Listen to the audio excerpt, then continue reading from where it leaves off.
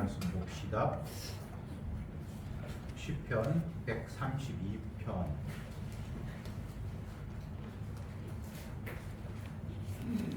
132편 13절부터 마지막 절까지 교독하겠습니다.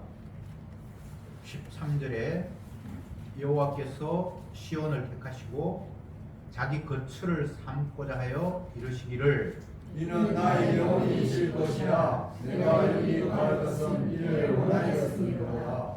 내가 이 성에 식료품에 풍족히 복을 주고 양식으로 그 빈민을 만족해 하리로다. 내가 그 세상에게 돈으로 입히니 그 소중을 주정으로 내칠지어다. 내가 거기서 다윗에게 뿔이 나게 할 것이라. 내가 내 기름 부은 자를 위하여 등을 예비하였도다. 내가 저희 원수에게는 수치를 피고 죄인을 면하니 나에게 하시옵소서. 아멘. 132편 앞부분을 지난주에 살펴보았고 오늘 이제 뒷부분을 보는데, 이 132편은 다윗의 저작이 아님에도 불구하고 다윗이 하나님의 성전을 열망하는 마음을 잘 표현해 주고 있습니다. 하나님께서 다윗에게 약속하신 내용은 네 후손을 통해서 만민이 복을 받을 것이다 라고 약속을 하셨고, 그 후손의 왕권은 없어질 왕권이 아니라 영원히 지속될 왕권이 네 후손을 통해서 펼쳐질 것이다 라고 약속을 하셨습니다.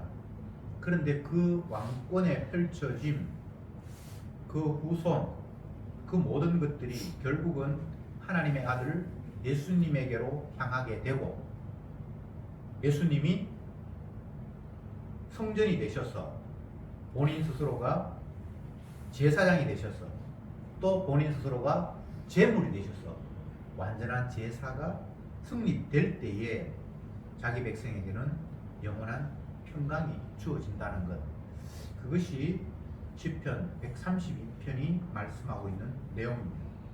13절을 보면 여호와께서 시온을 택하시고 자기 거처를 삼고자 하여 이르시기를, 시온, 바꾸어 말하면 예루살렘을 자기의 영원한 거처로 삼겠다라고 말씀하셨습니다. 하나님의 아들이 집이 없어서 시온을 자기의 거처로 삼겠다라고 말씀하신 것은 아니고요. 이 예루살렘, 시온은 성전을 다르게 지칭하는 표현입니다. 성전이 자기의 영원한 거처가 되겠다는 거죠. 그것은 그곳에서 자기 백성과 만나겠다라는 이야기고, 그 만남은 백성의 죄를 대신해서 제물이 희생되고 그 백성의 죄가 깨끗하게 되는 그 관계성 속에서 주님은 자기 백성과 함께 하겠다라는 말씀인데, 그것을 주님은 자기의 영원한 거처로 삼겠다라고 말씀하셨습니다. 이걸 신약으로 이야기하면 나는 십자가가 나의 영원한 거처다, 이렇게 표현해도 전혀 다르지 않은 표현입니다. 우리는 영원한 삶, 하늘나라를 내가 생각하는 안락한 환경에서 주님과 내가 만나서 동거하는 것으로 생각하지만, 주님이 자기 백성과 영원한 거처가 되는 곳은 십자가 죽으심, 자기 백성의 죄를 대속하는 그 자리, 그렇게 해서 자기 백성이 죄가 깨끗이 씻어지는 그 자리가 자기 백성과 영원히 거하는 주님의 거처라는 이야기죠. 그래서 모든 성경은 예수에 대해서 증거하는 것이고, 그 예수님의 무엇을 증거하는가 라고 묻는다면 그분의 백성을 대신한 죽으심, 십자가라고 답할 수 있습니다. 그래서 사도 바울은 성도들을 향해서 나는 너희가 예수 그리스도와 그의 십자가에 못 박힌 것 외에는 아무것도 알지 않기를 원한다, 이렇게 아주 극단적인 이야기를 했습니다. 그러면 그 이야기를 들은 성경을 잘 아는 유대인들의 입장에서는 아니 구약에 이 많은 내용이 있는데 왜 십자가만 알아야 되는데? 라고 당연히 반발심이 일어날 겁니다. 오늘날도 교회가 마찬가지입니다. 십자가가 전부다. 복음? 그건 십자가야 라고 이야기를 하면 십자가만이 복음이 아니야. 십자가 이후에 부활이 있고 성천이 있고 하늘나라에서 누리는 영광이 있고 그거 전체를 복음이라고 해야지 라고 사람들은 반발을 하죠. 그게 십자가의 의미를 몰라서 그래요.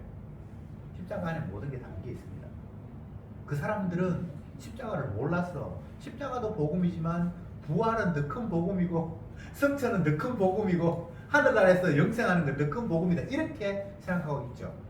좋은 안락한 환경을 꿈꾸는 거예요. 땅의 관점에서 천국을 상상하고 있는 거죠.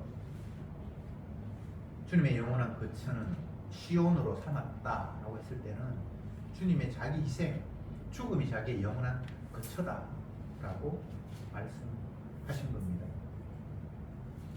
14절에 이는 나의 영원히 쉴 곳이라 내가 여기 거할 것은 이를 원하였음이로다. 주님이 원했대요. 시온이 자기가 거처가 되기를. 백성을 향해서 자기 몸이 죽는 그곳을 자기 영원한 거처로 자기가 정했대요. 이것은 아버지 뜻이죠.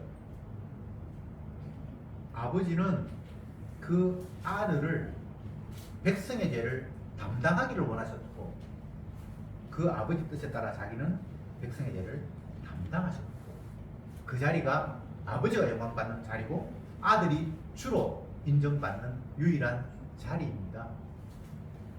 앞 시간에도 제가 말씀을 드렸습니다만 예수님은 능력이 많고 지혜가 많고 모든 것을 하실 수 있는 전능한 분이고 물론 그 말이 틀린 말은 아닌데 거기에 핵심이 있는 것이 아니라 자기 백성의 죄를 담당하시는 일에 메시아로서의 모든 책임이 거기에 담겨 있습니다.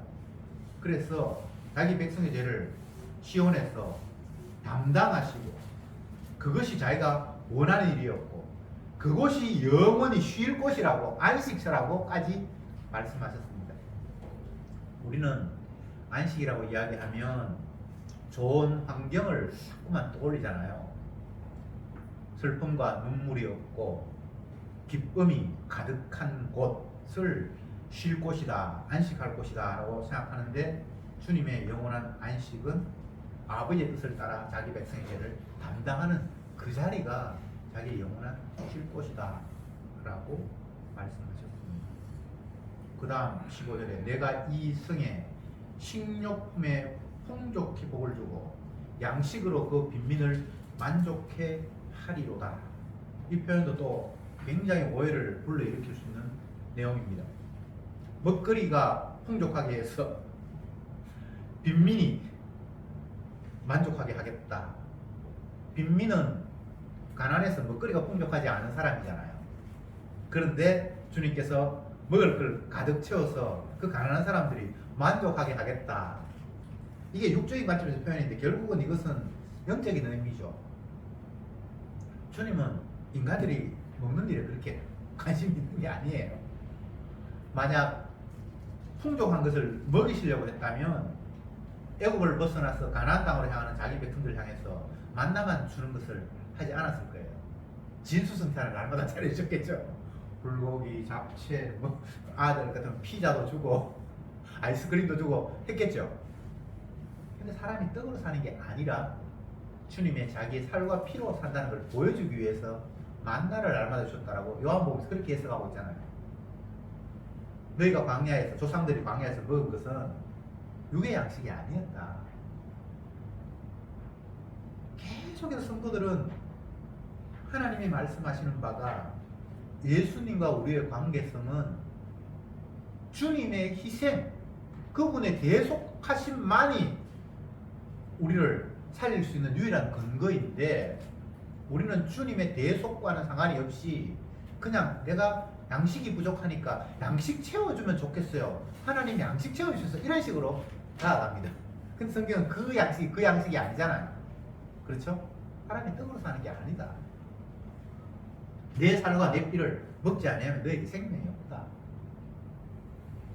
물을 우물가에 있는 여인들이 우물가에 찾아간 여인이 목이 말라서 물을 길르러 갔는데 주님께서 하시는 말씀이 내가 주는 물은 뱃속에서 생수의 강이 흘러넘쳐서 영원히 목마르지 않는 물인데 이렇게 말씀하셨단 말이죠. 같이 물을 이야기를 하고 있는데 사람들은 당장 지금 갈증을 느껴서 육신의 갈증을 잠시나마 해결할 수 있는 임시적인 물을 원했고 주님은 그런 식으로 해서는 너희들이 갈증을 영원히 해결할 수 없으니까 내가 너희에게 주는 물을 마셔야만 네가 영원히 산다 라는 말씀을 하셨단 말이죠. 15절에서 식료품, 양식, 풍족히, 만족히 주신다 라고 말씀을 하셨는데 이것은 땅의 이야기가 아니라는 것을 다시 한번 가슴 속에 새겼으면 좋겠습니다. 왜냐하면 앞뒤 구절의 연결을 통해서 그건 이해할 수 있어요. 생뚱맞게 왜 식료품입니까? 왜 육의 양식이라고 생각합니까? 계속해서 시온을 이야기하고 있고 거기에서 거처를 삼겠다고 이야기하고 있고 16절에도 내가 그 제사장들에게 구원으로 입히니 그 성도들은 즐거움으로 외치리로다. 이게 육의 양식이 아니잖아요. 제사장으로 구원을 입히고 성도들에게 기쁨을 줄 것이다. 제사장이 하는 일은 제사 드리는 일이잖아요. 제사장이 우리에게 양식 주는 사람이 아니잖아요. 오히려 우리의 양식을 빼앗아가는 사람이 제사장은 백성들이 11조를 드려야 되고 뭘 드려야 되고 갖다 바쳐야 되는데 제사장이 우리에게 양식 주는 사람 아니잖아, 그죠? 그런데 그 제사장은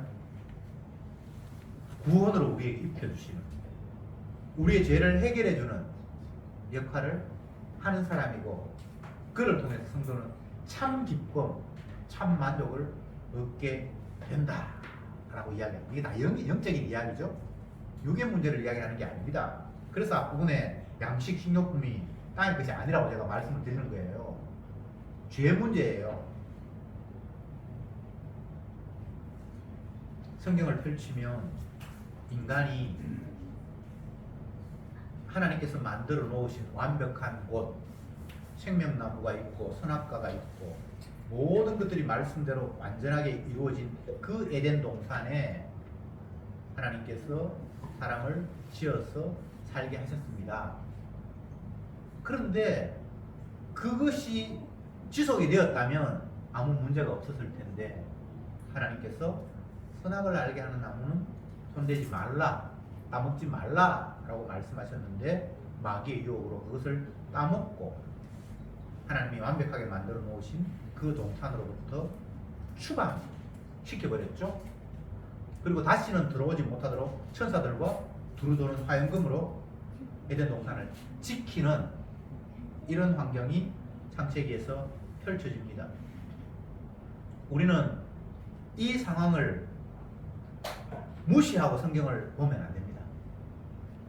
우리는 이미 생명나무가 있는 곳으로부터 격리되어 있고 내가 있는 곳은 생명나무가 없는 곳이고 어떤 방법으로도 생명나무가 있는 곳으로 내가 돌아갈 수 있는 환경이 아닌 하나님께서 완벽하게 천사와 두루도는 화염금으로 분리시켜 놓은 이 환경이라는 점을 성경을 읽으면서 날마다 전제하고 세상을 읽어야 되는데 이게 자꾸 잊어버려요. 그냥 이곳에서 생명나무를 얼마든지 따먹을 수 있는 것처럼 생각을 하고 기도하는 하나님이 얼마든지 응답할 수 있는 것으로 생각을 하고 하나님이 이미 우리에게 말씀을 주셨으니까 말씀대로 순종하면 하나님 앞에 복을 받을 수 있는 것으로 생각을 해요. 생명나무로 있는 곳으로 추방되었습니다. 그 환경은 하나님의 말씀을 읽어도 육의 관점에서 양식이라고 이야기하면 육의 양식으로 생각할 수밖에 없는 그런 까막눈이 된 상태입니다. 그래서 주님은 말씀을 하시면서 들을 귀 있는 자는 듣는다 이렇게 말합니다. 그 말은 너희들은 들을 게 없어 라는 말이에요. 생명나무로부터 이미 추방되었어. 그래서 그곳에서는 너희들이 어떤 일을 해도 하나님을 영화롭게 하는 일은 안 되는 거야. 생명의 활동이 안 돼.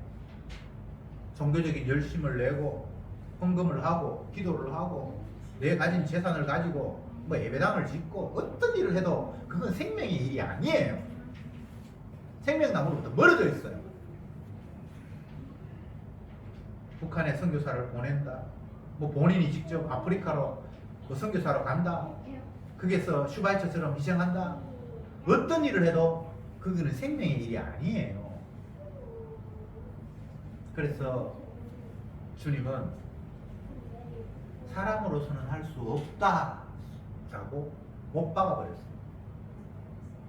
인간이 선한 일을 할 수 있다고? 내가 무슨 선한 일을 하여야 영생을 얻을 수 있겠습니까?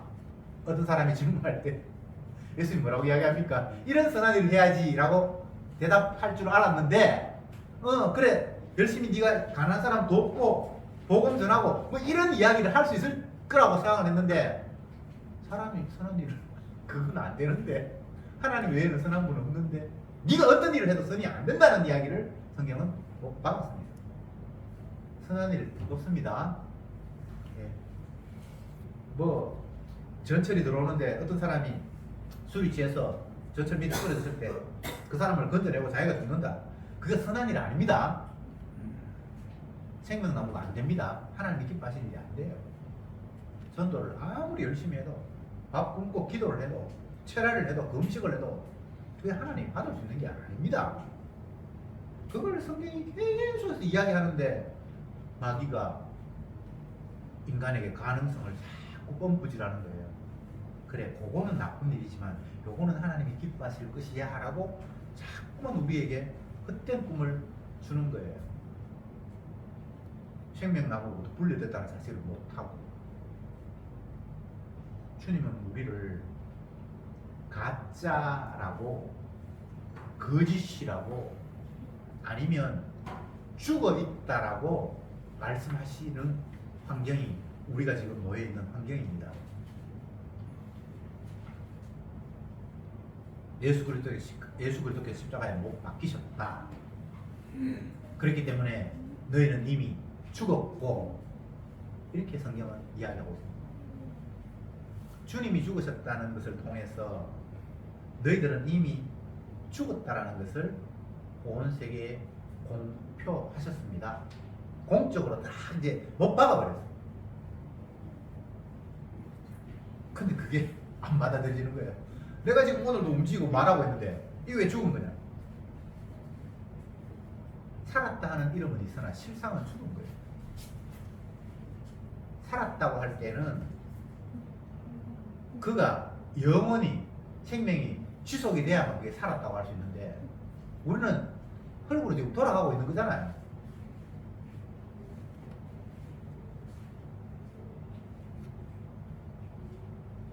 마치 원둥치에서 잘려서 그냥 잠시 물속에 꽂혀있는 그런 끝꽂이와 같은 그런 모습이 저와 여러분 그걸 살았다라고 이야기하지 않잖아요. 원둥치에서 이미 잘렸잖아요. 살기 위해서는 원둥치에 다시 적합되는 방법 말고는 내 스스로 물을 빨아들여서 꽃을 피운다 한들 그것을 성경은 살았다고 말하지 않습니다. 왜 자꾸 하나님께서 말씀하시는 그 기준에서 벗어나서 새로운 기준을 자꾸 내가 세우는가? 이게 다 마귀의 장난이에요. 내가 하나님이 되어서 내가 판단하고 내가 생각하고 내가 경험한 것이 참이라고 자꾸만 출발점을 나에게서 시작을 하는 거예요.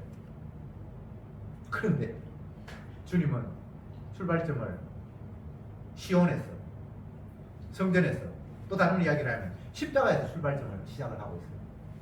그래서 우리를 죽었다라고 말씀하십니다. 근데 은혜가 오면 이게 아멘이 돼요. 나는 무엇을 해도 이미 생명과는 상관이 없는 헛짓을 하는 존재로 참 사람이신 첫 번째 아담 말고 두 번째 아담으로 오신 그분만이 참 사람이고 첫 번째 아담의 후손으로 온 우리는 가짜구나. 나는 흙으로 돌아가는 그런 존재구나. 나를 가짜로 만들면서 참이신 예수님만 돋보이게 하기 위해서 나와 예수님을 비교했구나. 그렇게 깨달아지는 거예요. 그래서 내가 가짜라는 사실이 기쁘고 내 혼자만 있으면 그게 기쁨이 안 되는데 진짜이신 예수님 보이니까 그게 기쁘고 감사합니다. 내가 헛짓을 할 수밖에 없고 내가 무엇을 해도 사람에게서 나온 것은 악한 생각과 음란과 도적질과 부패와 방패 이런 것밖에 없는 것을 깨달은 것이 오히려 감사한 거예요. 왜? 내 행동 말고 주님의 행하심 때문에 판결하시는 율법 외에 한 의로 판결하시는 주님의 약속이 우리에게 믿음으로 다가오고 참 이게 복음이라는 게 얼마나 신비한지 아무리 생각해도 이건 내가 이해할 수 없는 하나님의 오묘하심이에요.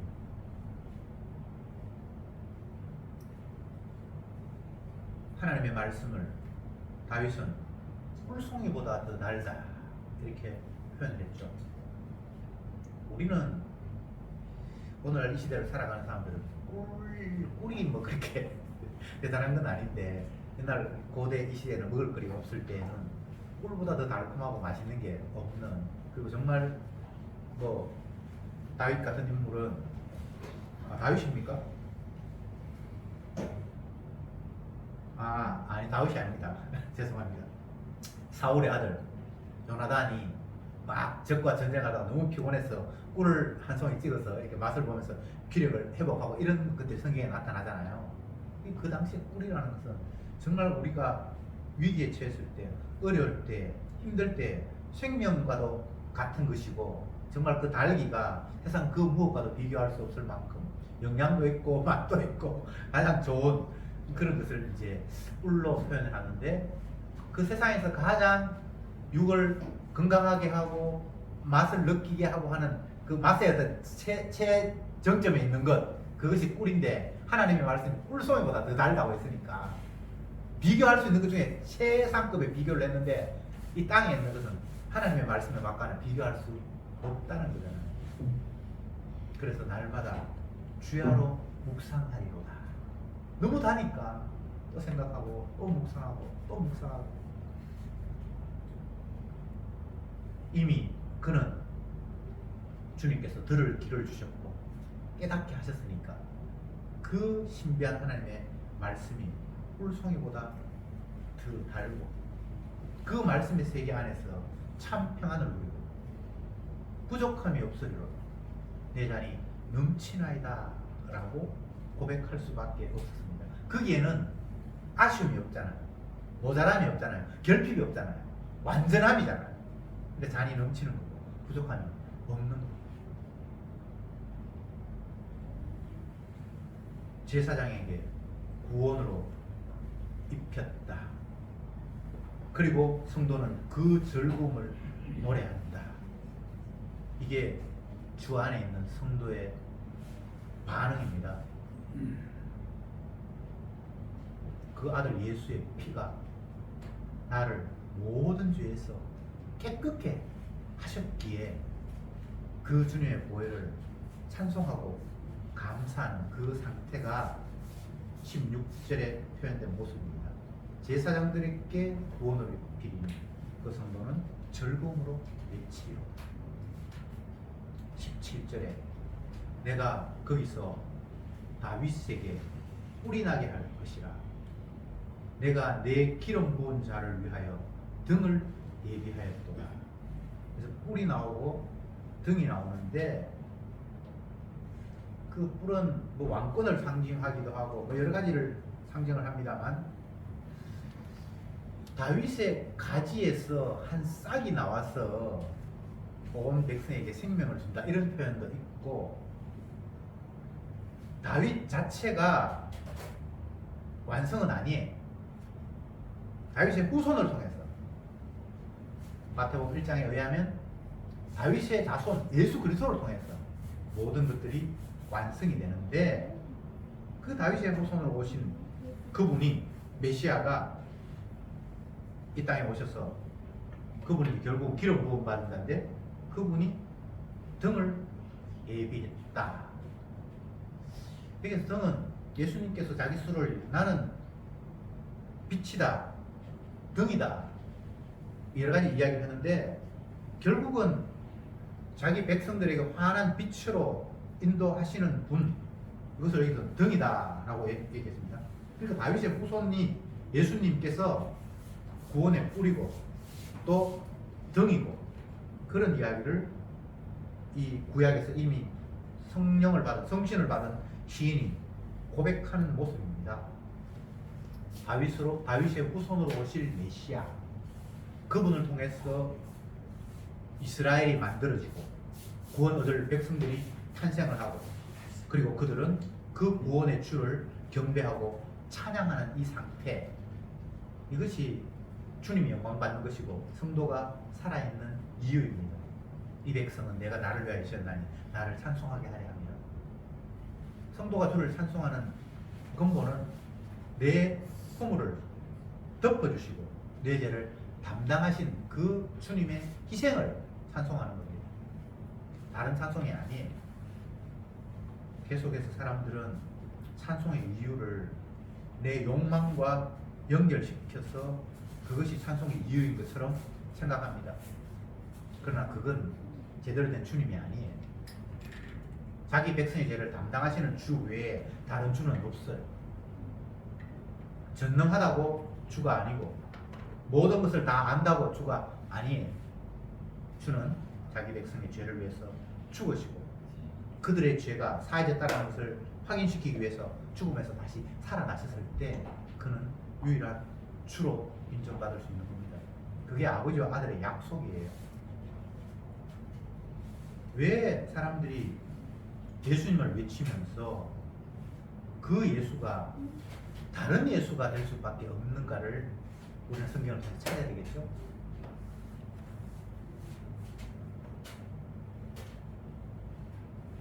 사도 바울이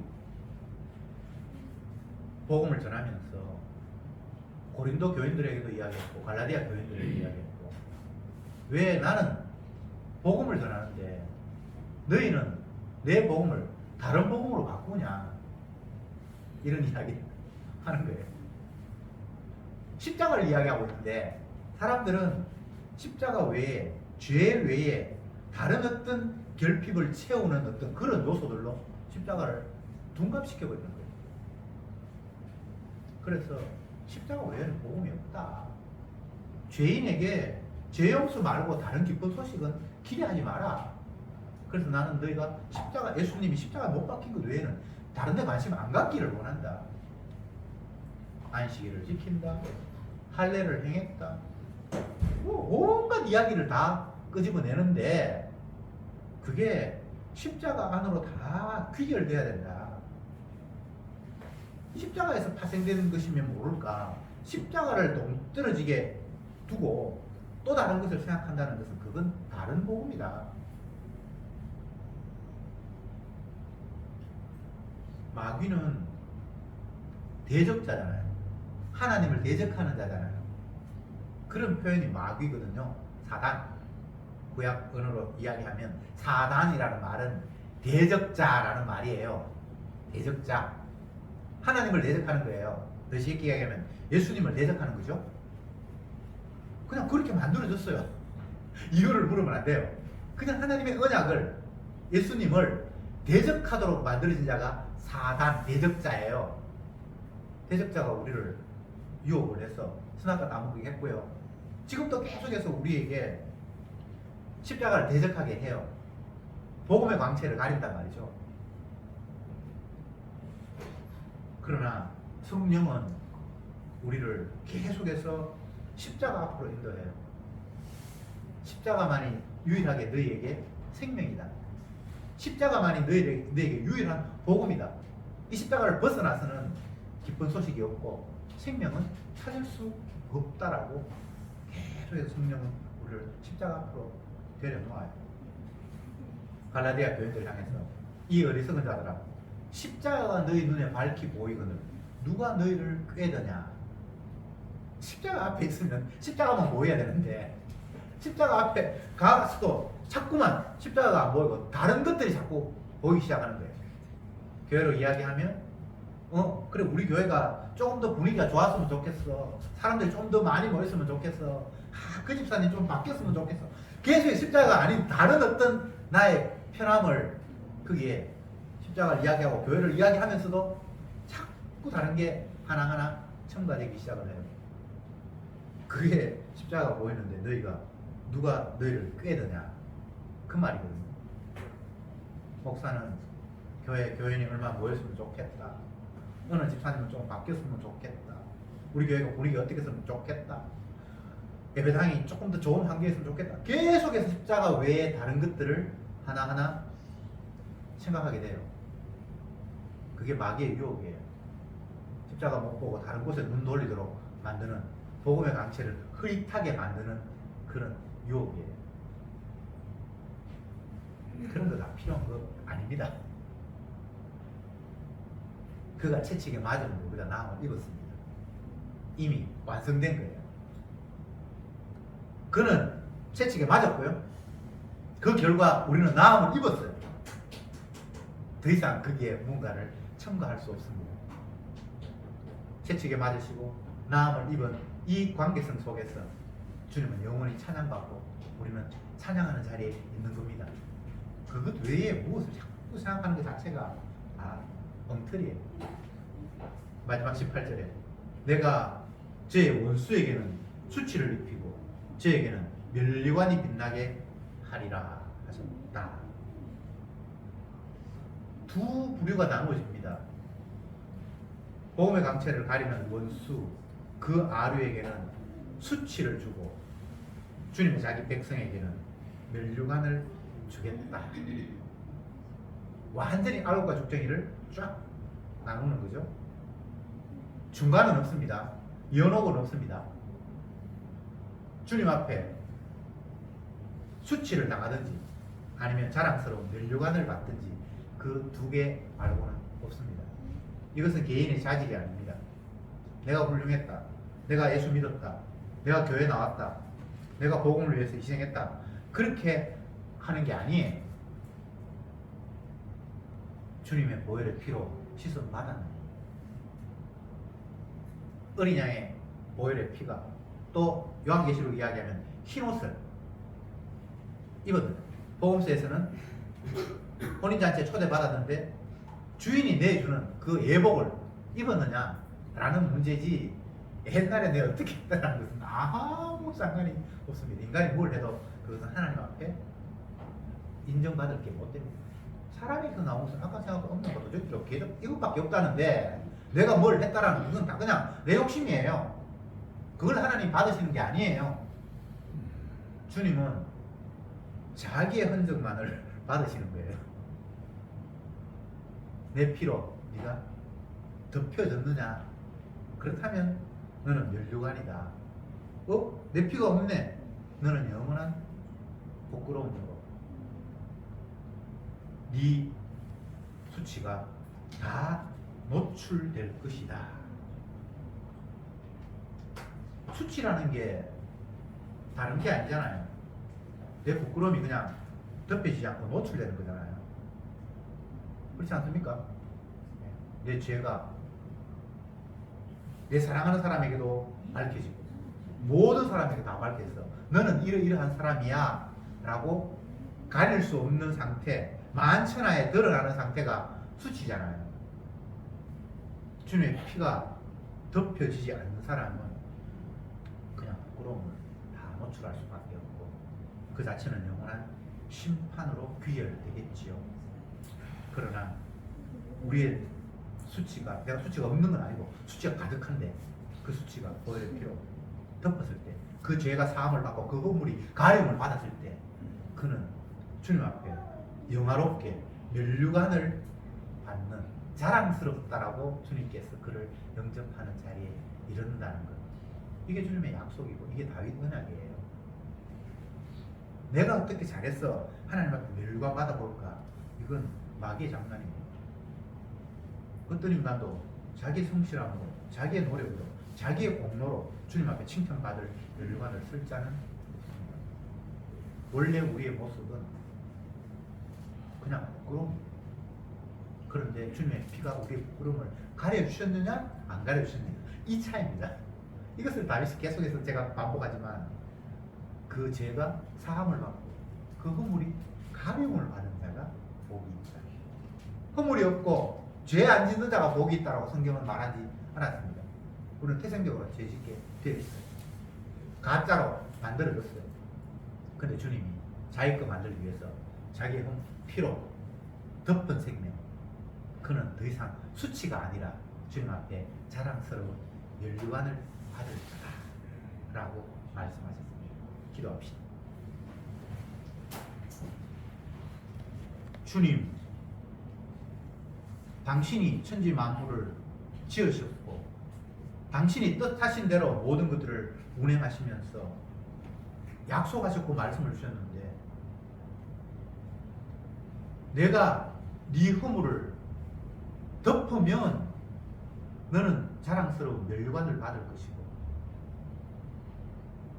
내가 네 허물을 덮지 않으면 너는 영원한 부끄러움에 살 것이다라고 말씀하셨는데, 왜 이 하나님의 약속이 분명히 있음에도 불구하고 우리는 이 약속 외에 다른 것들을 내가 자꾸 짓고 만들어냅니까? 내가 열심을 내면, 내가 희생하면, 내가 남을 위해서 봉사하고 헌신하면 나는 하나님 앞에 복 받을 것이다 라는 전혀 언약과 상관이 없는 거짓 언약을 날마다 우리는 지어내고 그것에 현혹되면서 살아갑니다. 이것이 복음이 아니라는 사실을 말씀 앞에서 날마다 화들짝 놀라며 깨닫게 하시고, 주님의 약속 외에 다른 것들에 마음 빼앗기지 않도록 주여 이끌어 주옵소서. 십자가가 너희 눈에 밝히 보이거늘 누가 너희를 깨드냐는 이 말씀이 이번 한 주간도 우리의 귀에 쟁쟁하게 들려오는 삶이 되게 인도하옵소서.